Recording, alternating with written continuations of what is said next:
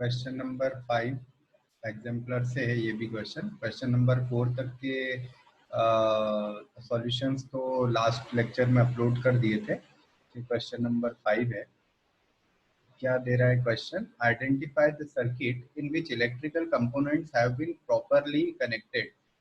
इनमें किस में प्रॉपरली कनेक्टेड है? तो सबसे पहले तो दो बातें आप यहाँ समझ लीजिए कि एमीटर जो होता है वो कैसे कनेक्ट किया जाता है। Ammeter connects in series. Ammeter तो सीरीज में कनेक्ट होता है। और दूसरी चीज वोल्ट मीटर कैसे कनेक्ट किया जाता है? तो volt meter connect in parallel. ये दो चीजें तो आप ध्यान रख लीजिए। तो सर्किट में ये दो सर्किट तो गलत हमें दिख रहे हैं। कौन सा? वोल्ट मीटर को सीरीज में कनेक्ट कर दिया, तो ये तो हमारा गलत ही है। और यहाँ भी वोल्ट मीटर को सीरीज में कनेक्ट कर दिया, ठीक है ना। सीरीज तो आप आइडेंटिफाई कर सकते हैं ना कैसे होता है।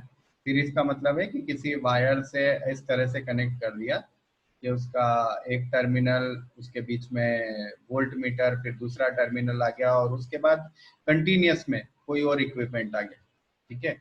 और पैरेलल कैसा होता है? पैरेलल यहाँ देखिए, ये जैसे ये जो एलिमेंट है रेजिस्टेंस, उसके एक टर्मिनल से वोल्ट मीटर का एक टर्मिनल कनेक्ट किया और दूसरे टर्मिनल से वोल्ट मीटर का दूसरा टर्मिनल कनेक्ट किया, ठीक है। इस तरह से इसे कहते हैं पैरेलल कनेक्शन, है ना। और यहाँ पर थोड़ा सा समझा देता हूँ। ये मान लो वोल्ट मीटर है और इस वोल्ट मीटर के दो टर्मिनल होंगे, ए और बी। और ऐसा ही आपका एक रेजिस्टेंस होता है, रेजिस्टेंस के भी दो टर्मिनल होंगे, ए और बी। तो अगर वोल्ट मीटर आपको कनेक्ट करना है तो ए से ए और बी से बी कनेक्ट करते हैं, इसे कहते हैं पैरेलल कनेक्शन, ठीक है। एक लेक्चर में मैंने समझाया भी है कि पैरेलल कनेक्शन किसे कहा जाता है। और यही बात सीरीज की होती तो क्या होता? ये मान लो रेजिस्टेंस है आर, इसका ए और इसका बी, और फिर एक एमीटर होता मान लो आपके पास ये, और इस एमीटर का ये है आपका ए और ये है आपका बी। तो आप ऐसे कनेक्ट नहीं कर सकते। कैसे कनेक्ट करोगे? ये जो ए है इस ए को कनेक्ट करोगे बी के साथ, तो ये सीरीज कॉम्बिनेशन होगा, ठीक है। मतलब एक लाइन, एक रो बनती जाए तो समझ लो कि सीरीज कॉम्बिनेशन हो रहा है, और उसके साथ अगर कोई कॉलम ऐड होता जा रहा है तो वो हो रहा है पैरेलल कनेक्शन। तो ये दोनों तो बिल्कुल गलत है। अब थर्ड और ये सेकंड और फोर्थ में देखिए कौन सा ऑप्शन सही हो सकता है। वोल्ट मीटर बराबर लगा है पैरेलल में, यहाँ भी वोल्ट मीटर पैरेलल में लगा है। बैटरी के पॉजिटिव से पॉजिटिव और नेगेटिव से नेगेटिव कनेक्ट होते हैं। तो बैटरी का पॉजिटिव वोल्ट मीटर का पॉजिटिव, बैटरी का नेगेटिव वोल्ट मीटर का नेगेटिव, ये करेक्ट होना चाहिए। दूसरे में देखें क्या गलती है। बैटरी का पॉजिटिव वोल्ट मीटर का पॉजिटिव, बैटरी का नेगेटिव और वोल्ट मीटर का पॉजिटिव, ये गलती है। यहाँ वोल्ट मीटर का क्या लगना था? माइनस लगना था यहाँ पर, जो कि ऊपर वाले में है। तो ये सेकंड वाला ऑप्शन हमारा करेक्ट है, ठीक है। मतलब बी ऑप्शन हमारा करेक्ट है। क्लियर है? नेक्स्ट क्वेश्चन देखते हैं। 6th क्वेश्चन है, what is the maximum resistance which can be made using 5 resistors each of 1/5? तो मैंने आपसे कहा था इससे पहले जब मैंने लेक्चर में सीरीज और पैरेलल की बात की थी, तो मैंने आपको बताया था कि अगर आपको मैक्सिमम चाहिए तो क्या करें? सभी को सीरीज में कनेक्ट कर दें। मैक्सिमम चाहिए तो क्या करें? सभी को सीरीज में कर दें। और अगर मिनिमम चाहिए तो क्या करें? सभी को पैरेलल में कर दें। फिलहाल मैक्सिमम की बात चल रही है तो चलो सभी को सीरीज में कनेक्ट करें। तो R is equal to R1 plus R2 plus R3, मतलब 1/5 प्लस 1/5 प्लस 1/5 प्लस 1/5 प्लस 1/5। देखिए टोटल कितना आ रहा है? 5/5। इट मीन्स 1 ओम।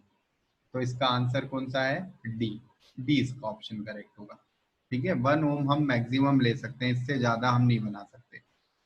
ऐसे ही 7th क्वेश्चन दिया है। 7th क्वेश्चन में पूछा है मिनिमम रेजिस्टेंस कितना बनेगा अगर यही हमारे पास सेम क्वांटिटी में रेजिस्टेंस है।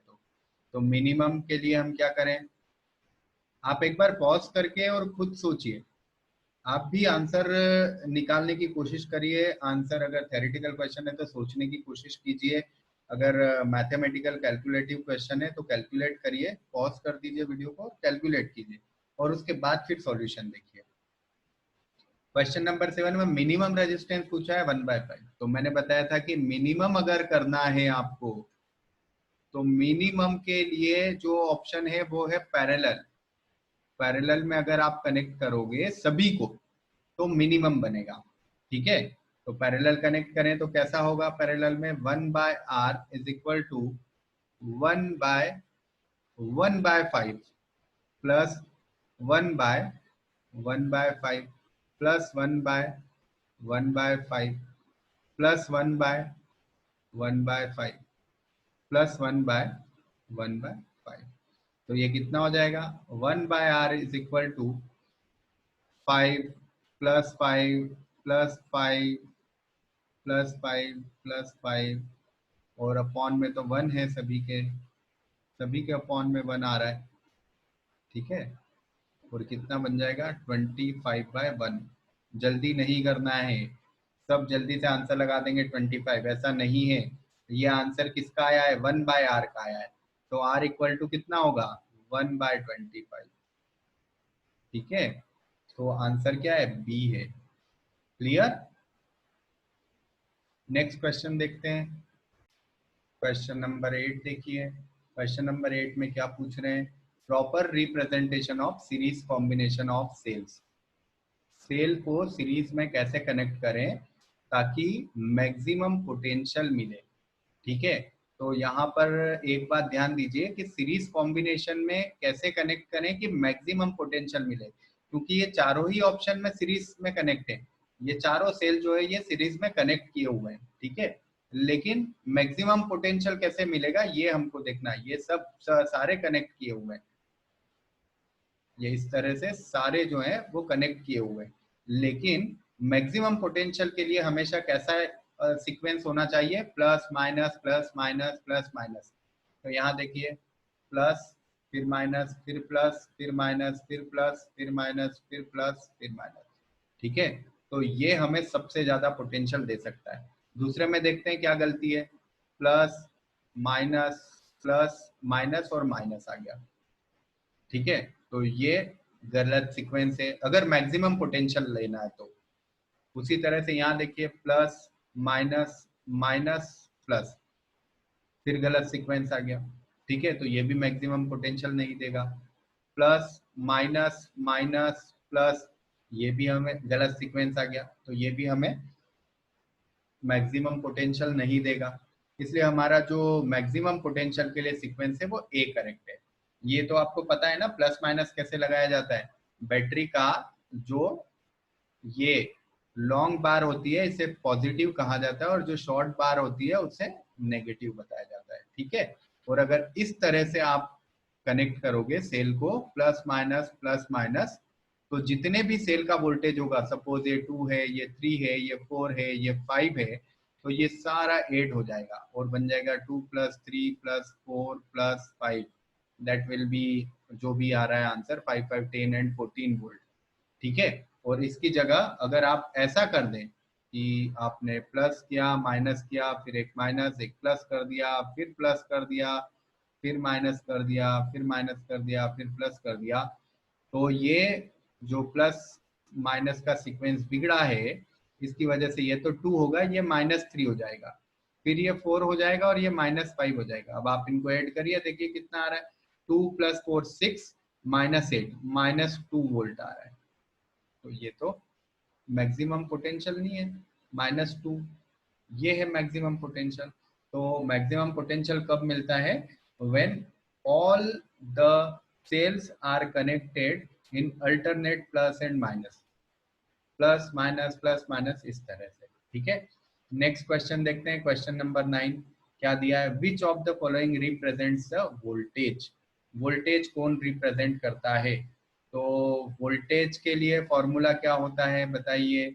वोल्टेज इक्वल टू होता है V इज इक्वल टू होता है W upon Q, work upon charge. तो देखिए इनमें से कौन बना रहा है वर्क अपॉन चार्ज, ये तो बना रहा है वर्क इनटू चार्ज, तो ये तो गलत है। ये बना रहा है work into time upon current. अब टाइम अपॉन करंट से चार्ज बनता है क्या, देखना पड़ेगा। नेक्स्ट है work done into charge into time, ये भी गलत है। ये दो में हमें थोड़ा सा डाउट है, इन दोनों में से कौन सा सही है। तो करंट इनटू टाइम बताइए कितना होता है। Current into time, current equal to होता है चार्ज अपॉन टाइम। इसका मतलब current into time equal to charge होगा। ठीक है, तो ये जो करंट इनटू टाइम है ये क्या बना देगा, ये बना देगा वर्क, तो ऊपर है, और करंट इनटू टाइम से बन गया चार्ज, और यही तो वी का फॉर्मूला होता है। तो करेक्ट है, मतलब ए ऑप्शन हमारा करेक्ट है। सी ऑप्शन भी हमारा गलत जा रहा है। सी ऑप्शन देखें गलत है या सही। Work done current upon time, current upon time तो कुछ होता ही नहीं, कोई क्वांटिटी नहीं पड़ी है हमने, इसलिए ये भी गलत है। ठीक है, तो ए ऑप्शन हमारा करेक्ट हो गया। नेक्स्ट क्वेश्चन दिया है, a cylindrical conductor of length L, uniform area A, has resistance R. Another conductor of length 2L, resistance R of same material has area of cross section, कितना area होगा। तो formula क्या है हमारा, formula याद है क्या आपको। एरिया लेंथ और रेजिस्टेंस में जो रिलेशन था, सेम मटेरियल है, मतलब रो तो दोनों का सेम है। तो R इक्वल टू होता है रो L अपॉन ए, ये तो फर्स्ट केस। ठीक है, और दूसरा वाला केस क्या है, दूसरे वाले केस में R is equal to rho L कितना कर दिया, 2L कर दिया, और एरिया कितना है नहीं पता है, तो एरिया हम मान लेते हैं A डैश है। ठीक है, अब क्या करें, इन दोनों को डिवाइड कर देते हैं। इन दोनों को डिवाइड करोगे तो R से R गया, रो से रो गया, L से L कट हो गया। देखिए क्या बन रहा है, ये बन रहा है R अपॉन R तो 1 हो गया, तो 1 equal to 1 by A upon 1 by A dash. और देखिए 2 है क्या कहीं, हाँ 2 यहाँ पर है, क्योंकि 2L में से L काटा है ना हमने, तो 2 तो बच ही गया, तो ये। अब एक काम करते हैं, क्रॉस मल्टीप्लीकेशन कर देते हैं। 2 बाय ए डैश को 1 से multiply, 1 into 2 by A dash equal to 1 by A. तो ए इक्वल टू कितना आ जाएगा, देखो ए डैश फाइंड करना है हमें, हमें क्या फाइंड करना है, ए डैश।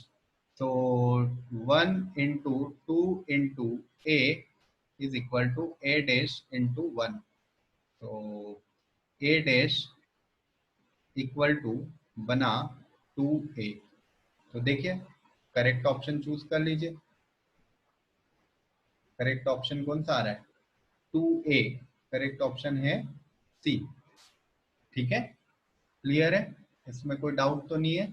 अगर कोई डाउट है तो कमेंट बॉक्स ओपन है, आप कमेंट कर दीजिए, उस पर और डिस्कस कर लेंगे हम लोग।